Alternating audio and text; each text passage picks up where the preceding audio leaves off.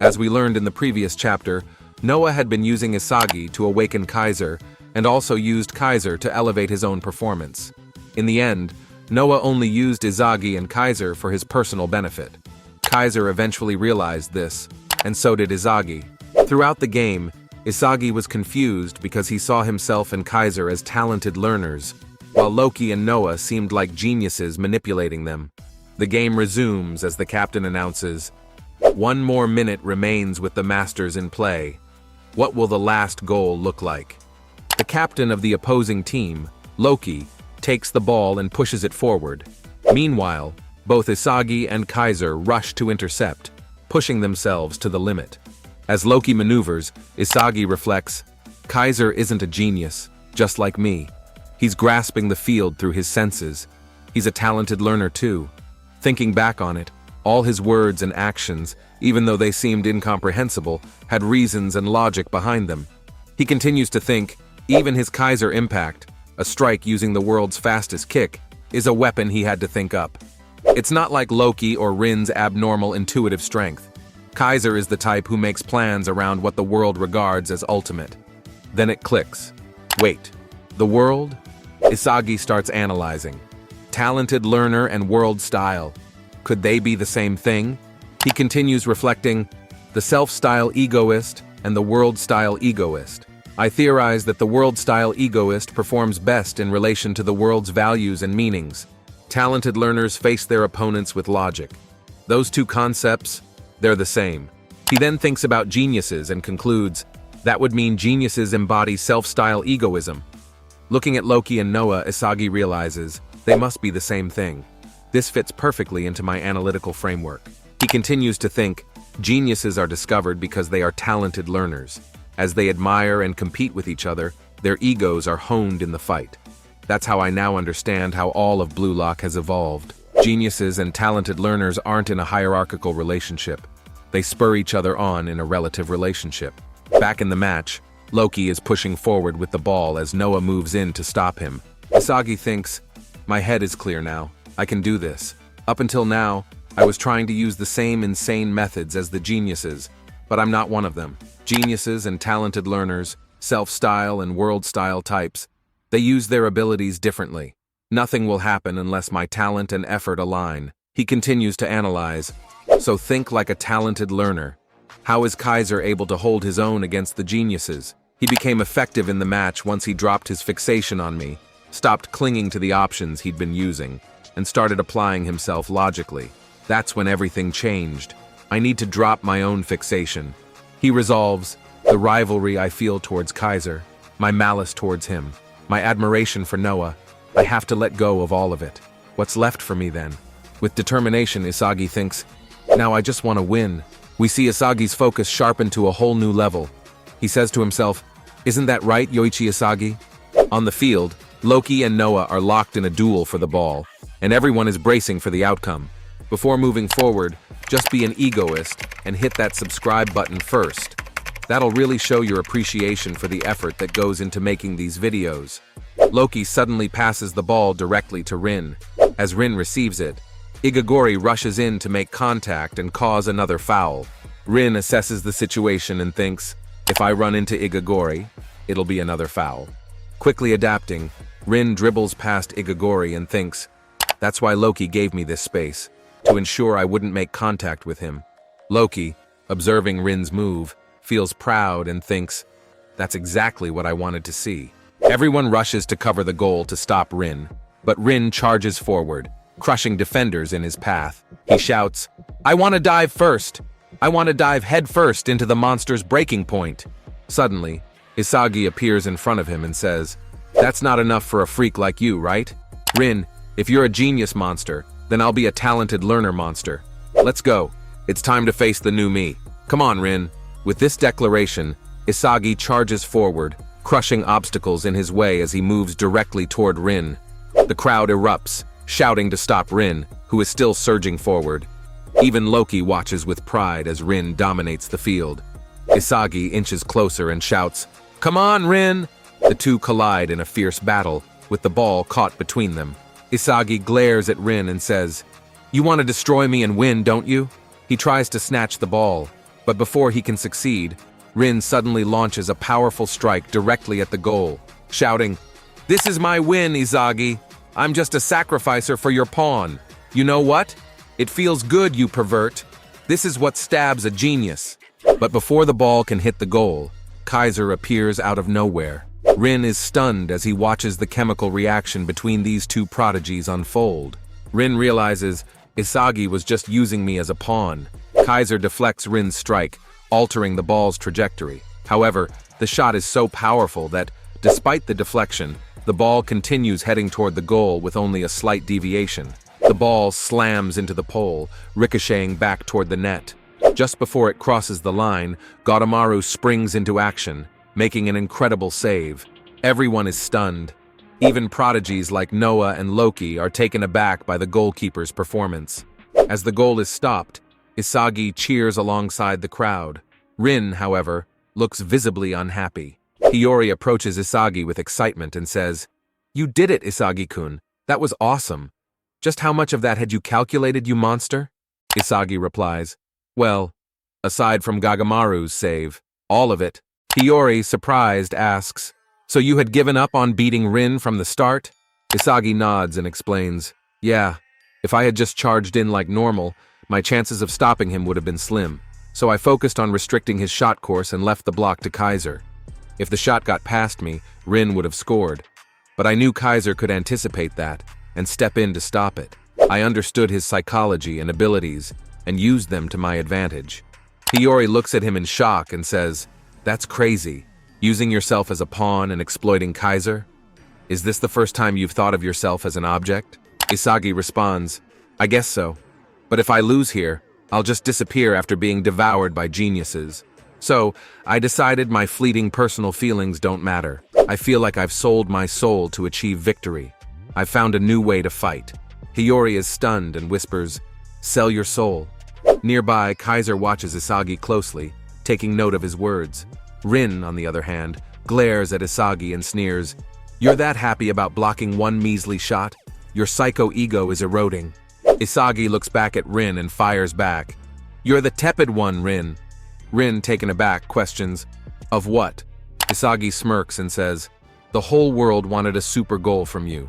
They were waiting for the birth of a hero in the new egoistic league, and I tore that away from you. I crushed it. I bent history to my will. My logic surpassed your inspiration. I've proven that a talented learner can defeat a genius. I've never felt such egotistic pleasure, you beast." Rin stands frozen, paralyzed by Isagi's words, utterly shocked by his boldness and confidence. The commentator announces, "Now then, the 3 minutes for the star change system are up. The masters are being forcibly swapped out." Loki shrugs and says, Yeah, got it. Guess me playing was all for nothing. I joined in because it seemed fun, but I can't believe you couldn't score off my pass, Rinitoshi. At this rate, it'll be 10,000 years before the world's best striker comes from Japan." Isagi, his eyes wide with determination, suddenly responds, "Shut it. You're the one who lost, Loki." Loki, stunned by Isagi's boldness, freezes, as does Kaiser. Isagi continues, "Your visualization, the future where Rin scored, Kaiser and I smashed it apart. Be a man and admit that you lost. You're awfully full of yourself for someone who just happened to be born first." Loki, caught off guard, struggles to process Isagi's words and begins to grow angry. Noah steps in and approaches Isagi saying, "That's enough, Yoichi Isagi. This is streaming worldwide. I'll admit your play definitely surpassed what we imagined. That play was a victory for you. For the rest of this match you—" Before Noah can finish, Isagi lifts his hand and interrupts. "Shut up, you shitty master. You're just like him. You used me as a tool to awaken Kaiser. I don't trust you anymore." Then, stepping closer to Noah, Isagi locks eyes with him, his egoistic glare piercing through. With boldness and confidence, he declares, "I'll bring a theory to surpass you, so just keep waiting at the top, Noah. The next World Cup is mine." Noah locks eyes with Isagi, a faint smirk forming on his lips, and responds, "I look forward to it, Yoichi Isagi." The entire crowd erupted in cheers, their excitement filling the stadium. The commentators exclaimed, "What a bold declaration from Yoichi Isagi. He just declared war against Noah, his own team master. This is unprecedented." The audience was stunned. unable to comprehend the audacity of Isagi's actions. Many began to question, does Isagi even realize who he's picking a fight with? Even Gagamaru was visibly shocked, while Hiyori muttered, Isagi is just a stupid egoist. He's totally twisted. Meanwhile, Isagi's thoughts burned with determination. I will sell my soul for victory. Abandon all pride and use that sentiment. If I use myself as a tool, I can win. I found this new way of thinking because of you, Shitty Rose. Kaiser, standing nearby, was caught off guard by the intensity of Isagi's gaze. Shocked, he watched as Isagi confidently approached him. Isagi called out, Kaiser, you and I can end this egoistic league together. Let's team up.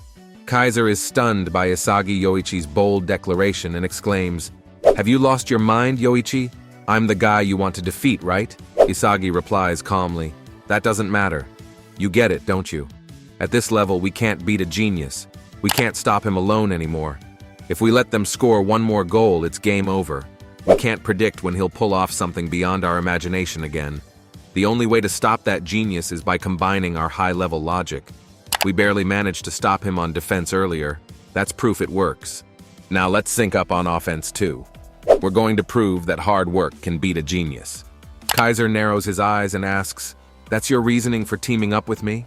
Isagi nods and says, Yeah, right now I care about something bigger than just working through my own feelings. I want to dedicate myself to the span of proving it to the world, with you. I'm throwing away my emotions to win. This feeling of using someone as a tool, I want to fully immerse myself in this version of me. Kaiser is shaken by Isagi's words and thinks, Is this madness? No, this is more like Yoichi's true sanity, his true ego. Kaiser smirks and says, Fine, let's say we team up to win. Who gets to score the final goal? Isagi boldly replies, Let's keep it fair. The most logical outcome for the act of winning works for me. Kaiser chuckles. In other words, it's luck. Isagi responds, Well, we'll use our best logic to pass the ball. Whoever has the final ball at that moment will score the goal. Kaiser nods and says, Makes sense. But for that to work, we'd have to put our emotions and personal feelings aside, right? Isagi firmly states, Yeah, that's the condition for both of us. From here on, this battlefield demands that we abandon our egos. We become the best strikers to win. That's the only way for us hard workers to surpass a genius, isn't it? Kaiser smirks and says, I see you, Ichi. I still hate your guts to death, though. But for a plan like this, I might consider it. Isagi grins and replies, I still want to crush you too, don't get me wrong. But this is a cold, calculated contract to get what we both want. Isagi then adds, You want to surpass Rin, right? And destroy Noah, don't you? Kaiser nods. Yeah, seems like our goals align. To surpass a genius, we've formed a devil's contract with one goal in mind. With this, the tension rises as the field clears up. The commentator announces, Now, the final stage of the Neo-Egoistic League Championship begins. Even with the coaches participating, the fierce battle remains unresolved. Both teams are now making substitutions, with the coaches stepping down. The players prepare for the final moments of the match. Hiyori, Isagi, Kaiser, and Gagamaru are all motivated, their determination palpable. The entire team feels the rising energy as they ready themselves for the ultimate clash. The opposing team's main player, Shido, smirks confidently and declares, I'll take the spotlight for the finale. Rin follows with a cold glare. I'll destroy everything. On the other side, Loki turns to Noah and remarks, Yoichi Isagi, his attitude needs fixing. That's your responsibility, isn't it, Noah? Noah, seemingly unfazed, responds, Not really. He's not wrong. Loki raises an eyebrow, confused.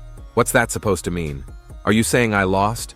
Noah shakes his head and replies, No, the final result is still to come. Maybe we were forced to open his door. The door to Yoichi Isagi's ego.